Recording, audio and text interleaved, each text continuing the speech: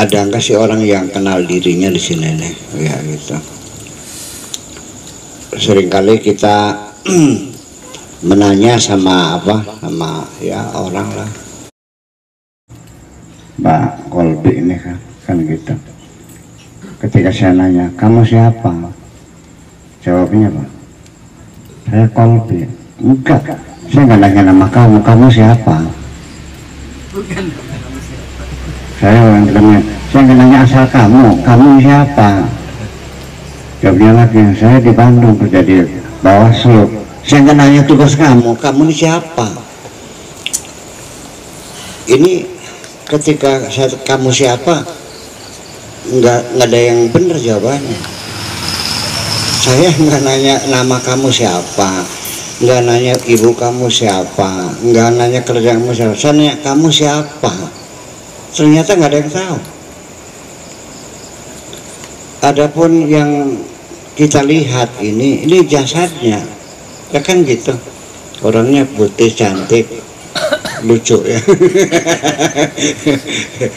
Terus iya, nah itu kan jasadnya, dan itu tidak mengidentifikasikan diri Anda kan gitu.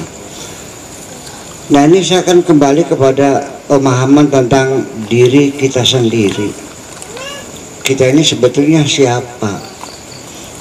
Ya karena zat manusia itu sendiri kan sesungguhnya ada di dalam diri kita. Jasad kita ini casing namanya, bungkus ya, hanya bungkus saja, dan bungkus ini sesungguhnya adalah fasilitas-fasilitas yang Allah berikan dari mulai mata, telinga, hidung, mulut, kaki, tangan, darah, jantung. Itu semuanya adalah sebagai fasilitas-fasilitas, sebagai kendaraan untuk diri kita yang kita tidak tahu,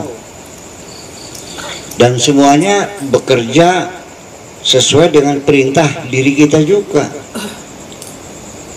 Nah itulah makanya yang perlu kita ketahui, bahwa sesungguhnya Allah ketika mengatakan wa idza sawaituhu wa nafakhtu fihi min ruhi, dan setelah bentuknya kusempurnakan, sudah ada mata, ada telinga, dalam artian begini, secara embriologinya, bahwa ketika manusia itu sudah ada bentuk mata, bentuk tangan, jadi sudah memisah ya, udah 5 kelihatan, kelamin udah kelihatan laki perempuan, itu menjelang usia kandungan itu 4 bulan, kata dokternya begitu. Artinya setelah bentuknya sempurna. Sebelum itu seperti apa? Zigot itu bentuknya, pernah makan bakso enggak? Nah, bentuk kita tuh dulunya itu bentuknya kayak bakso, kayak daging digiling, dikumpulin, nggak ada bentuk apa-apa. Nah situlah sel-sel jantung berkembang perlahan-lahan. Itu ada bagian ini yang jadi telinga, ya jadi telinga, yang jadi mata, yang jadi kaki, semuanya baru setelah 4 bulan baru berbentuk manusia. Gambar manusianya sudah kelihatan. Nah baru di situ Allah meniupkan wa nafakhtu fihi min ruhi, dan disitulah zat kita ada di situ. Yang disebut dengan roh itu adalah zat kita yang ada di dalam jasad ini. Jadi artinya sebelum kita dimasukkan ke dalam jasad ini, jasad kita masih nyambung nyawanya dengan nyawa ibu. Jadi kita belum punya roh, tapi kita makannya ya dari makan ibu. Nah setelah kita sudah dikasih nyawa, itu kita sudah independen, tetapi untuk makanan tetap melalui plasenta, melalui makanan ibu. Kalau ibunya makannya itu makan tempe, ya kita harusnya bukan tempe. Ibunya alkoholik, ya kitanya juga. Ibunya kegebelannya nonton dangdutan, nah kita juga ikut menikmati dangdutan. Nah buktinya begitu kita lahir, masih 3 tahun sekali mendengar dangdut kita bisa niru, karena sejak kecil mula kita nirukan. Makanya kenapa anak-anaknya musisi itu ya, jadi musisi juga, sebab sejak dalamnya itu darahnya mengalir dengan musik itu sendiri. Seperti itulah kira-kira. Nah, jadi nanti komposisi kita itu seperti itu. Selanjutnya gimana? Ketika kita lahir ke dunia, itu kita hanya dibekali dengan 2 insting, yaitu emosi juga hanya ada 2, yaitu suka, nyaman atau tidak nyaman. Kalau nyaman kita tidur, kalau tidak nyaman nangis, disusuin udah kenyang ya tidur lagi. Sekian minggu lamanya seperti itu. Lalu baru mulai ada berkurang tidurnya dari 24 jam menjadi 23 jam, terus 22 jam, terus 20 jam, 18 jam, 15 jam, 12 jam, 8 jam. Makin tua lagi seperti saya ini, ya tidurnya 6 jam, 4 jam sudah cukup. Tapi kalau usianya yang masih muda ya mesti 8 jam. Kalau usianya masih 12 tahun ya 12 jam tidurnya. Jadi makin tua tidurnya berkurang. Nah, nanti dari insting itu sendiri kita di dalam menjalani kehidupan, di situ ada bagian-bagian penting dalam diri kita sendiri. Bahwa kisah setan iblis yang menggoda Adam itu, kita sekalipun tidak mengerti tapi kita bisa merasakan bahwa di dalam diri kita ini ada 2 insting, namanya insting of survive dan insting of destruction, kata Sigmund Freud. Artinya quwwah hasanah dan quwwah syirirah, ada malaikat, ada setan. Jadi kita juga cenderung untuk merusak, tapi cenderung juga kita untuk mempertahankan hidup. Buktinya apa? Kalau kita marah suka mecahin piring nggak? Banting pintu nggak? Sama istri suka nampok nggak? Nah, itu ada gitu. Jadi ada insting menghancurkan, insting mempertahankan hidup, insting of love, insting cinta kebencian. Itu di dalam diri kita itu semuanya ada. Nah, kemudian secara jasad kita sendiri ini perlu ada pengontrolan semuanya, karena dalam diri kita ada satu pertarungan yang tidak pernah berhenti sampai detik terakhir kita melepaskan nafas terakhir, itu masih dalam pertempuran. Kalau orang cerita mah ketika nazar itu masih ada setan datang menggoda aku nih Tuhan. Kalau iya setuju sama Tuhan ya selesai, sudah suul khatimah akan gitu ya. Mudah-mudahan kita detik-detik terakhir jangan sampai kita kalah gitu. Tetapi oleh karena itu sejak awal kita harus mencoba selalu mempertahankan kebenaran ini. Gini, di dalam tubuh kita ini yang selalu perlu diperhatikan. Pertama, pikiran kita. Artinya dalam hidup ini ada yang kita pikirkan,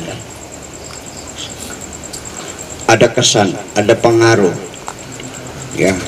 Kemudian juga kita punya mulut, kita juga punya hati. Hati kita merasakan. Coba kita kontrol.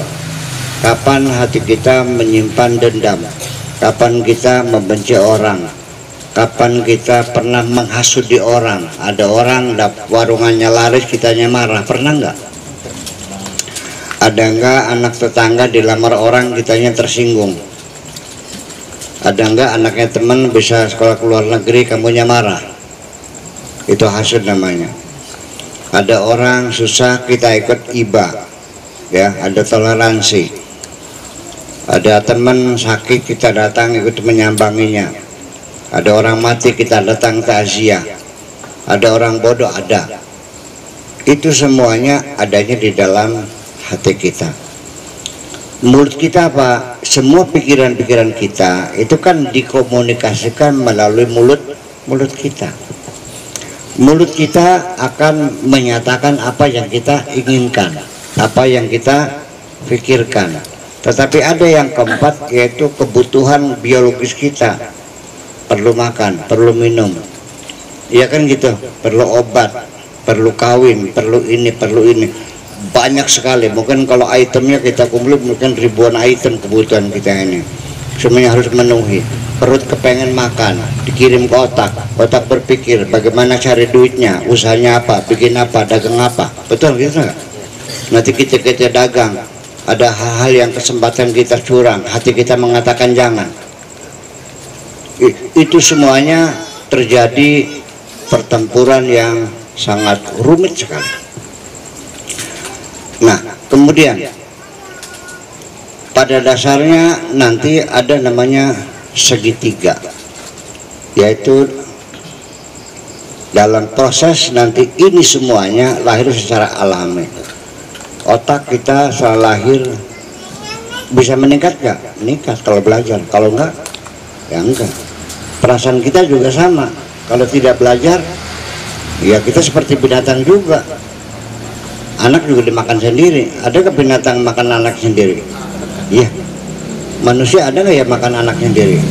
Ada dimakan sendiri, anaknya kan nggak tahu. Itu kan karena demikian. Nah, bisanya pikiran kita menjadi cerdas, ada pembelajaran. Jadi Allah memberikan insting itu dasarnya seperti itu. Tetapi nanti perkembangannya ditentukan melalui proses iktisab. Makanya ghariza itu ada ghariza asliyah, ada ghariza muktasabah. Artinya insting yang diupayakan, dididik. Kalau kita dulu tidak pernah dicebokin orang tua, mungkin sampai sekarang kita nggak tahu cebok. Kalau orang tua tidak mendidik kita berbahasa, mungkin kita bicaranya kayak anjing juga gonggong. Ya. Kalau kita tidak belajar dengan hati kita, mengenal norma-norma yang ada, kita yang menjadi ya primitif ya seperti itu. Semua dimakan, ular dimakan, semuanya dimakan. Nah, itu semuanya ada proses namanya segitiga itu, yaitu adanya murid, ada mursyid, dan ada manhaj. Kadang-kadang gurunya bagus, muridnya cerdas bagus, tapi manhajnya nggak bagus, sehingga akhirnya pendidikan bertahun-tahun tidak ada perkembangan, yang berbodoh baik. Muridnya bagus, gurunya nggak bagus, ya nggak tercapai juga. Gurunya bagus, muridnya nggak bagus. Gurunya syekh, falim, allamah dan sebagainya, muridnya on, tetap aja.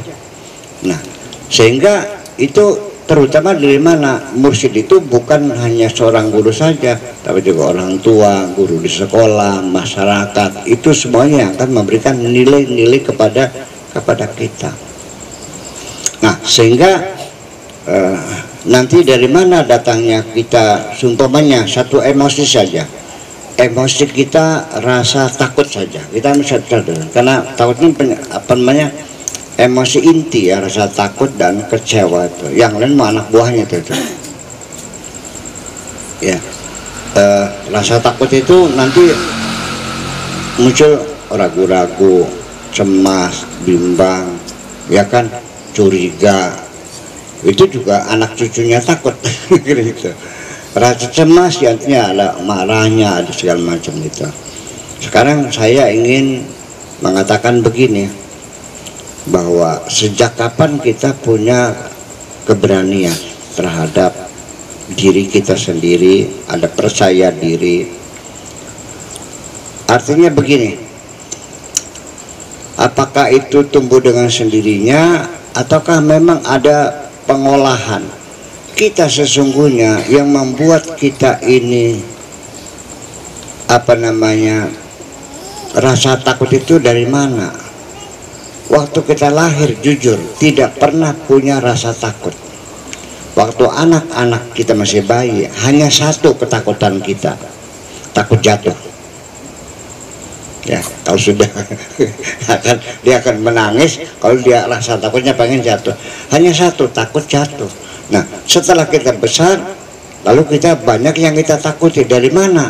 Dari orang tua kita, dari masyarakat kita. Saya mau cerita dulu. Saya menemukan binatang di bawah tumpukan bata, buntutnya itu ngejengat gitu tuh, gitu. Apa namanya? Kalajeng. Warnanya putih karena di dalam bata saya. Saya nggak tahu kalajeng itu. Saya main-mainin. Dan saya nggak pernah digigit, enggak ya, kantong ini kan lucu, buntutnya terbalik-balik begitu tuh. Baru setelah ada kakak saya, Kang Sadia, yang di bawah badan tuh, dia menjerit-jerit, mainan apa itu? Oh, gitu. Itu kalau cukup berbahaya. Saya baru tahu, jadi ini berbahaya. Setelah berbahaya, itu punya racun, baru ada rasa takut. Jadi yang buatkan kita, siapa yang nakut-nakut kita? Ya orang tua kita, masyarakat kita. Dulu kita nggak punya rasa takut kok. Nah, baru setelah takut, baru bisa digigit apa? Dulu mah enggak kok. Nah, itulah persoalannya. Termasuk juga takut sama hantu. Nggak ada, kita dulu nggak pernah takut hantu kok. Orang tua kita yang mengajarkan hati kita hantu. Karena kita nggak pulang-pulang, udah malam nggak pulang-pulang, awas tuh ada sandakala aja tuh, kayak gombel. Ya sebetulnya sampai sekarang juga apa-apa, saya yakin nggak pernah ngelihat kayak gombel kayak apa tuh. Tapi terbentuk rasa takut itu. Nah itulah, jadi lalu sesungguhnya lagi, saya mau nanya, ketika bapak-bapak itu dikawal, seorang pejabat dikawal oleh bodyguard 5 orang bawa pistol, berani nggak dia pergi keluar? Ini karena ada bodyguard. Oke. Orang yang dulu dengan kesombongan intelektual tidak mengatakan apa itu sihir itu, bid'ah semuanya itu, apa itu semua bohong, itu setan, jin, nggak ada itu semuanya. Oke. Itu hanya kesombongan intelektual, tetapi sudah terekam dalam pikiran dia rasa takut itu sebetulnya ada, cuman ya kesombongan aja. Nah nyatanya ketika dia melewati kuburan, bulu romanya meremang-remang gitu, perantang merinding, akhirnya balik lagi kok. Kenapa? Takut, katanya nggak ada. Jadi banyak kali orang mengatakan tidak ada, tapi ternyata takut juga. Nah, ketika dia rasa takut semacam itu, akhirnya ditemani oleh 10 orang bawa patromak 5, bawa genjering 5, lewat kuburan yang besar tuh. Patromak 5, genjeringnya 5, sama tola al-badruannya. Hilang nggak rasa takutnya? Hilang, karena merasa banyak temannya. Tapi hilangnya rasa takut itu palsu. Kepercayaan dia ada yang melindungi itu palsu sesungguhnya. Pengen tahu buktinya? Andai kan betul-betul ada macan, ini 10 orang yang ngawal dia pada lari nggak? Menyelamatkan dia nggak? Enggak kok. Ujung-ujungnya enggak. Tetap akhirnya yang menyelamatkan hanya Allah kok. Jadi dari mana rasa takut kita? Rasa takut kita itu sesungguhnya adalah karena kita merasa sendirian sebetulnya. Ketika kita banyak temannya takut enggak? Ya enggak. Jadi yang menghalau ketakutan kita karena kita merasakan ada orang lain yang bisa menolong kita. Ternyata itu palsu. Nah makanya selagi kita masih meyakini bahwa kita tidak pernah sendirian di dunia ini, kita selalu bersama Allah yang menolong kita, yang membela kita, maka tidak mungkin fala khaufun alaihim walahum yahzanun. Waliullah itu orang kekasih Allah yang yakin kemana saja selalu bersama Allah, maka tidak mungkin ada rasa takut. Aina ma tuwallu wujuhakum fathamma wajhullah. menghadap kemana saja selalu wajah Allah yang ada. Ketika kita sendirian dengan siapa? Ya dengan Allah. Malah kita kemana saja ada dua malaikat yang selalu standby di samping kita, namanya Raqib dan Atid. Yakin nggak? Lah kenapa Anda takut? Karena Anda nggak yakin bahwa ada yang mendampingi kamu, kan gitu. Dan ya kurang yakin bahwa yang melindungi dirimu adalah Allah juga. Di sini kita terjadi terombang-ambing. Karena itulah maka secara khusus dalam surat Al-Kahfi ya, bahwa ketika kita berkumpul bertiga, tidak bertiga, tapi kita berempat. Yang keempat siapa? Allah. Wa ma min najwa thalathatin illa huwa rabi'uhum. Ketika kita berempat, apa hanya berempat? Tidak, berlima. Yang kelima siapa? Allah. Wa ma min arba'atin illa huwa khamisuhum. Wa ma min khamsatin illa huwa sadisuhum, dan seterusnya. Sekarang kita berapa? Ada 40 orang, enggak 41. Yang siapa? Ya Allah bersama kita. Jadi selalu ketika kita sadar selalu bersama Allah, maka tidak mungkin kita akan merasa takut sama sekali. Nah, kesadaran bersama Allah itulah sesungguhnya yang menjadi persoalan besar kita, yakin atau tidak yakin. Kita beranggapan sudah yakin, ternyata belum. Banyak orang yang sebetulnya belum pinter sudah ngerasa, banyak orang yang belum benar ngerasanya sudah, ada orang yang belum kaya ngerasanya sudah kaya. Itu selalu kita oleh perasaan-perasaan kita yang tidak sesungguhnya semacam itu. Makanya salah satu menjaga supaya kita dalam keadaan sehat dan stabil, makanya pikiran kita dikawal. Jangan dibiarkan pikiran kita berselancar ke situs-situs yang nggak benar. Mikirin bininya orang lain, ngapain? Mikirin mobilnya orang lain, ngapain? Ya kan? Kayak kurang gawe aja sih. Ya bikin aja rumah kamu sendiri. Ada orang tetangga bikin rumah bagus, dari mana duitnya ya? Masa dagang tempe aja rumahnya bagus itu? Ngapain mikir orang lain? Nggak usah mikirin, segera di off aja ya, di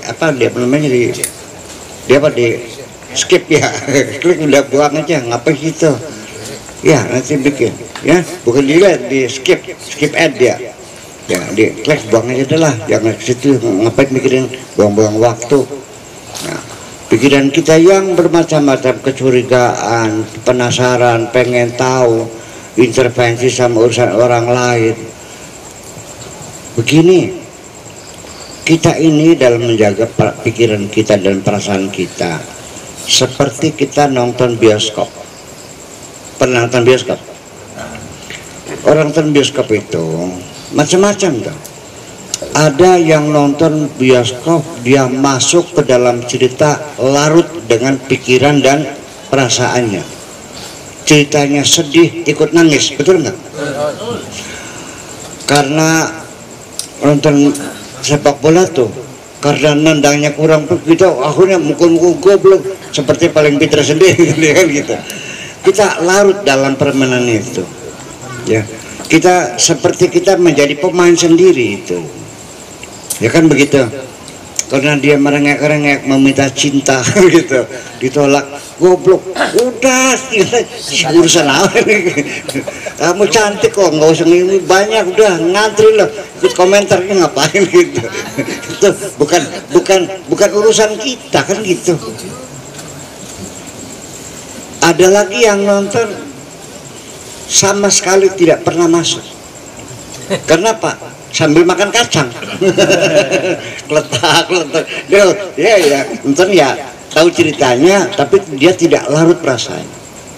Ya, oh cerita, iya, terus ini, oh ini. Enggak.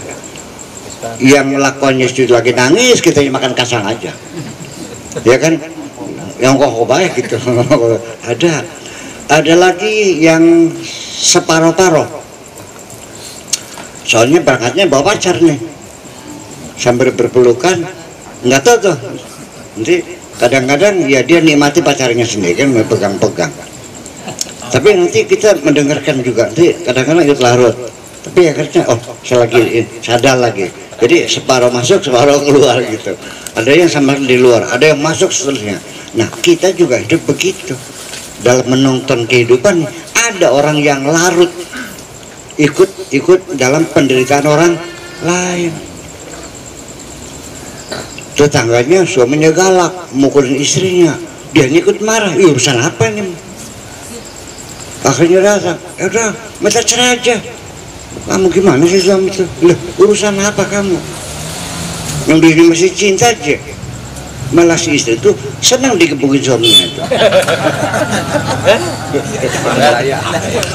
Ada namanya itu mazhab sadisme. Dia merasa puas kalau dikasarin, malah kalau dia lulus dia nggak suka lulus gitu, pengennya digebukin dulu gitu. Ada, ya iya, kita ikut campur larut. Nanti ada orang ya nggak ada, artinya orang susah. Kapan kamu merasa nyaman hidupnya? Selalu larut dalam penderitaan orang. Berpartisipasi boleh, ya kan gitu. Oh, orang susah, sedang sakit, kamu nggak usah ikut nangis, nggak usah. Ya tinggal cari duit gimana caranya, nggak aja patung teman-teman, tolong ada orang sakit, kan begitu. Ya kalau kita punya koneksi rumah sakit, ya telepon Pak dokter ada orang sakit, tolong dah, biayanya nanti saya tanggung, kan gitu. Kan bisa saja, tapi kita nggak usah larut. Nah, saya kira seperti itu. Dalam kita itu pikiran kita semacam itu. Perasaan kita juga sama kita bimbing. Dalam kebutuhan juga kita ada syariat namanya. Bahwa ini tidak boleh dimakan, ini boleh dimakan. Nipu orang nggak benar. Itu kita kebutuhan. Nah kebutuhan juga sama. Kalau kita tidak membimbingnya dengan benar, kita akan menghalalkan segala macam cara. Ya kan, di malam hari berdua dengan cewek, nggak ada orang lain, di puncak ngapain? Ya kan. Nah, ketika sedang kehajatnya sedang memuncak, ketika di puncak syahwatnya, secerdas-cerdasnya orang kalau sedang bersahwat jadi goblok, dungu jadinya. Masa depan dia lupa, anak istri lupa, dan itu terjadi berulang-ulang. Nah makanya secara syariat kita dengan lawan jenis itu bukan tidak boleh berhubungan, silakan, ya kan gitu. Kita kerjasama, kita kenal, saling menghormati boleh, tapi jangan terlalu intim banget. Ya, menjauh tidak juga, mendekat enggak juga. Yang penting jaga jarak. Jauh juga enggak, dekat juga enggak, tapi ada jarak psikologis. Makanya Al-Quran mengatakan bukan wala taznu, tapi wala taqrabul azina. Jangan mendekati perzinahan. Itu maksudnya jaga jarak. Karena apalagi anak-anak muda, saya yang sudah kiai, yang sudah tua juga, kalau seandainya itu kita tidak jaga jarak, sangat mungkin sekali saya juga terjerumus ketika berintim-intim dengan seorang perempuan yang cantik jelita, mana tahan. Nah makanya jaga jarak aja dah. Nah itulah, jadi itulah bahwa kita ini di dalam hidup dunia ini tidak semudah itu. Untuk mengenali zat kita ini sampai sekarang belum jelas. Sibuk kita mikir kebutuhan, sibuk kita dengan orang lain, sibuk kita menyimpan dendam dan kebencian, sehingga kita jarang pernah merenungi diri kita sendiri. Nah, acara kita nanti di hutan 40 hari itu, kita ingin mengungkap sebetulnya kita ini siapa sebetulnya. Dan para ulamanya sekarang masih mempertanyakan nanti sholat Jumatnya di mana, kayak kacau nih begini. Nantinya bagaimana, hukumnya gimana, ngapain. Nah semua orang-orang itu kalau sudah mengenali siapa dirinya pasti akan jadi orang hebat. dan pasti dia akan menjadi pembaharu. Dan semua orang-orang besar yang bisa merubah dunia umumnya keluar dari pertapaan. Percaya nggak? Semua. Saya tidak yakin ada orang hebat bisa melakukan perubahan yang keluar dari diskotek, nggak mungkin. Semuanya keluar dari pertapaan. Nabi Muhammad keluar dari gua Hira, Nabi Musa turun dari gunung Tursina, Nabi Ibrahim dari padang pasir, Nabi Muhammad, Nabi Idris dari lautan, dari hutan, Nabi Khidir dari lautan, Soekarno dari Digul ya, Nabi Yusuf dari penjara, sama. Jadi Nabi Yusuf dan Bung Karno dan pemimpin yang lain, apa Napoleon Bonaparte, apa Alexander the Great, itu juga sama.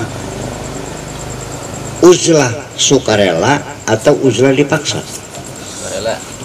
Nabi Yusuf memilih dipaksa. Qala asijnu ahabbu ilayya mimma lumtunani. Lebih baik aku masuk penjara saja, di penjara dia nyaman kok. Itu. Jadi dipaksa. Nah, itulah makanya kita ke depan perlu banyak merenungi diri kita sendiri. Cobalah kita dalam hidup ini jangan kepengen tahu orang lain, jangan kepengen tahu. Cobalah munculkan kepengen tahu tentang dirimu sendiri. Makasih. Assalamualaikum warahmatullahi wabarakatuh.